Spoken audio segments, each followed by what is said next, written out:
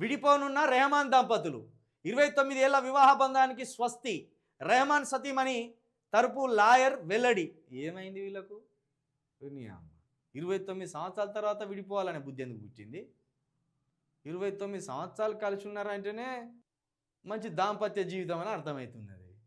తర్వాత విడిపోవడం ఏందా? మీ అభిమానులను అందరినీ శోకసంద్రంలో ముంచినట్టే కదా.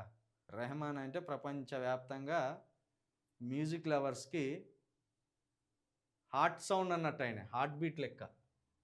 మరి అలాంటి ఆయన బ్రేకప్ చెప్తాడు భార్యతోటి అంటే అభిమానులు ఎట్లా జీర్ణించుకోవాలి దీన్ని? పవన్ కళ్యాణ్ లాంటి వాడు అంటే వేరు, ఎందుకంటే 4 సంవత్సరాలకు ఒకసారో 5 సంవత్సరాలకు ఒకసారో మార్చేస్తా అంటాడు. మరి నువ్వు గిట్లా మార్చేస్తే ఎట్లా? ఇది బాధాకరం కదా.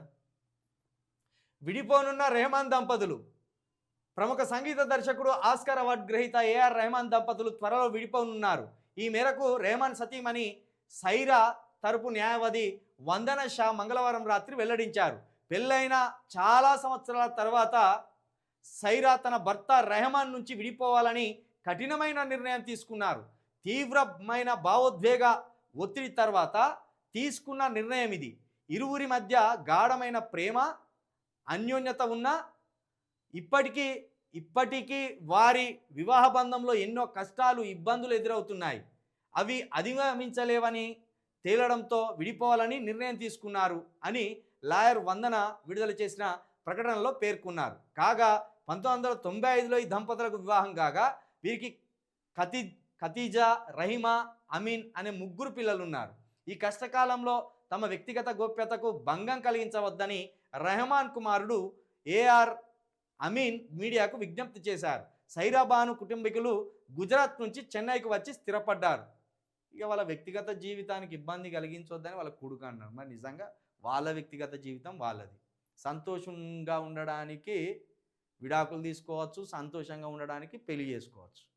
అది ఏ వయసులో అయినా పెళ్లి చేసుకోవచ్చు, ఏ వయసులో అయినా విడిపోవచ్చు, ఎన్ని సంవత్సరాలైనా కలిసి ఉండవచ్చు, ఎన్ని సంవత్సరాల తర్వాతనైనా విడిపోవచ్చు. ఎందుకంటే అవి వ్యక్తిగత జీవితాలు కాబట్టి వాళ్ళ వ్యక్తిగత జీవితాల మీద మనం కామెంట్ చేయలేం. కాకపోతే మ్యూజిక్ లవర్స్కి ఇది ఒక బ్యాడ్ వార్త.